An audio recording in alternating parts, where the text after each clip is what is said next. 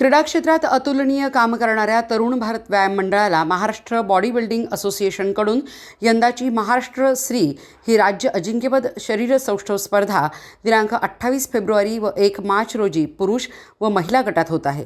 तब्बल 30 वर्षांनंतर सांगलीच्या तरुण भारत मंडळातर्फे ही स्पर्धा सांगलीत होत आहे। सांगलीकरांनी स्पर्धेचा लाभ घ्यावा असे आवाहन यावेळी अध्यक्ष महेश पाटील यांनी केले आहे। तरुण भारत व्यायाम मंडळाने 28 फेब्रुवारी आणि 1 मार्च या दिवशी महाराष्ट्रातली मानांकित शरीरसौष्ठव स्पर्धेचं आयोजन केलेलं आहे। या स्पर्धेसाठी महाराष्ट्रातून 400 पुरुष खेळाडू आणि 150 महिला खेळाडूंचा सहभाग होणार आहे। तरी या स्पर्धेचं नेटकं संयोजन तरुण भारत व्यायाम मंडळ व सांगलीतील सर्व संस्थांनी केलेलं आहे। तरी या स्पर्धा पाहण्यासाठी खेळाडूंचं मनोबल वाढवण्यासाठी सांगलीकरातली सर्व क्रीडाप्रेमी खेळाडू व क्रीडा रसिकांनी उपस्थिती देऊन या स्पर्धेचं वैभव वाढवावं, शोभा वाढवावी, क्रीडांगणाचं मनोबल वाढवावं यासाठी मी सर्वांना आवाहन करतो।